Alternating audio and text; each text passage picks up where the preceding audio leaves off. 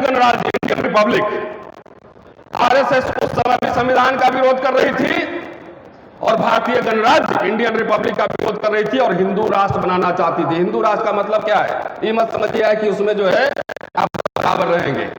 हिंदू राष्ट्र का मतलब था वर्ण व्यवस्था के हिसाब से राष्ट्र। तो आज का जो आरएसएस संघ परिवार है कॉर्पोरेट के साथ ब्लेंड हो गया है। मैं विशेष रूप से दलित समाज को कहना चाहता हूं, क्योंकि दलित नेता सब कुछ बिहार में या कुछ महाराष्ट्र में आरएसएस और हिंदू राष्ट्र की पालकी ढो रहे हैं। पालकी नाम बोलिएगा तो नाम भी ले लूंगा, बेहतर होगा कि आप ही नाम ले लीजिए।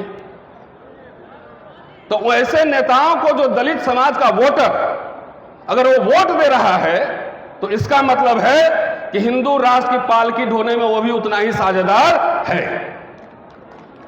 क्योंकि दलित समाज को, खासतौर से एससी एसटी की मैं बात कर रहा हूं, बाकी लोग और भी बात करेंगे क्योंकि 3 मिनट में सब बात नहीं कह सकता। जो भी मिला है वो भारतीय गणराज्य और संविधान से मिला है, इसलिए पहली जिम्मेदारी इस समाज की है कि भारतीय संविधान और भारतीय गणराज्य की रक्षा करे। क्योंकि अभी आप समझिए, हम लोग बार बार रिपीटेडली ये बात कह रहे हैं और बहुत सारे रिस्क लेकर अपने लाइफ और करियर दोनों पे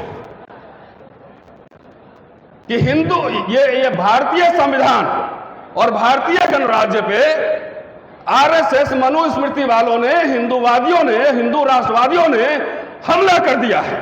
और ऐसे समय में जब संविधान और गणराज्य पे रक्षा कर खतरा हो, उसकी रक्षा करने के लिए खास तौर से मैं दलित समुदाय को एड्रेस कर रहा हूं। जय भीम बोलेंगे लेकिन वोट देना होगा तो माझी जी को दे आएंगे और जाकर चिराग पासवान को दे आएंगे। अपने कुल्हाड़ी से अपना पांव काट रहा है, अपने कुल्हाड़ी से, और इसलिए खुश हो रहा है कि जिस कुल्हाड़ी से कट रहा है उसमें वेत जो लगा हुआ लकड़ी वो हमारा ही, इसलिए खुश हो रहा है। तो इस समय अगर कोई ये सोचता है कि हम सीएम और पीएम और सरकार बना लेंगे, इसका मतलब आरएसएस के पेरोल पर है। सीधी सी बात है। सबको चुनाव लड़ना जरूरी नहीं है, लिमिटेड सीट है, लेकिन नौकरियां लाखों लाख नौकरियां मिल सकती है।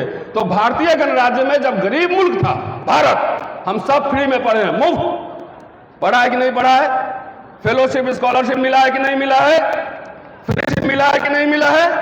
तो जब भारत गरीब मुल्क था, जब भारत गणराज्य बना था, हम फ्री में पढ़े और लाखों नौकरियां मिली। और भारत जब 5 ट्रिलियन इकोनॉमी बन रहा है तो मोदी साहब एजुकेशन को महंगा कर रहे हैं, उसको बर्बाद कर रहे हैं। ये फंडामेंटल बात हमें समझने की जरूरत है।